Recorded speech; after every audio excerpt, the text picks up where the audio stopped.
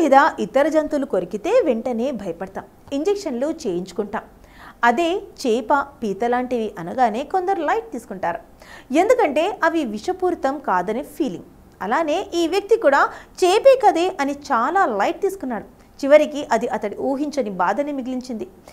ఇలా జరుగుతుందని కళ్ళు కూడా అనుకోలేదని వాపోతున్నాడు. ఇంతకీ అతడి ఏం జరిగిందంటే, కేరళలోని కన్నూర్ జిల్లాలోని థల్సరి ప్రాంతానికి చెందిన టి రాజేష్ అనే రైతు తన ఇంటికి సమీపంలో ఉన్న చిన్న నీటి గుంటని క్లీన్ చేశాడు. సరిగ్గా ఆ సమయంలో కడుతునే అనే జాతికి చెందిన చేప, అంటే క్యాట్ ఫిష్ జాతికి చెందింది, అతడి వేలిని కొరికింది. దాంతో అతడు స్థానికంగా ఉన్న పిహెచ్సికి వెళ్ళి ప్రాథమిక చికిత్స చేయించుకున్నాడు. నయం అయిపోతుందిలే అని ధీమాగా ఉన్నాడు. అంత సీరియస్గా పట్టించుకోలేదు.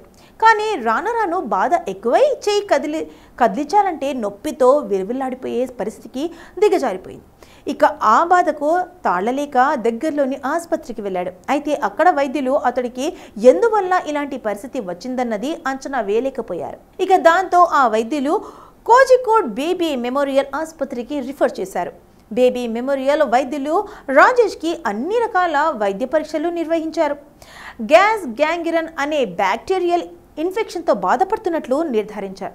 చేతి వేళ్లను తొలగించలేకపోతే ఆ బ్యాక్టీరియా పైకి పాకి మరింత ఇన్ఫెక్షన్ సోకే ప్రమాదం ఉందని చేతి వేళ్లను తొలగించారు వైద్యులు.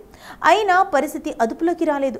అప్పటికే ఆలస్యం కావడంతో ఆ ఇన్ఫెక్షన్ అరచేయి అంతా వ్యాపించింది. దీంతో వైద్యులు పూర్తిగా ఆ అరచేతిని మొత్తాన్ని తొలగించారు.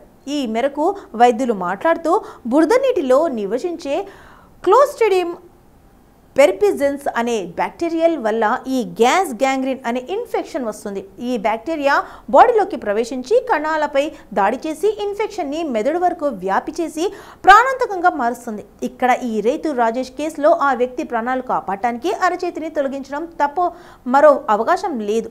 బురదలో ఉండే ఆ చేప కారణంగానే ఈ బ్యాక్టీరియా శరీరం లోపలికి ప్రవేశించిందని చెప్పుకొచ్చారు వైద్యులు.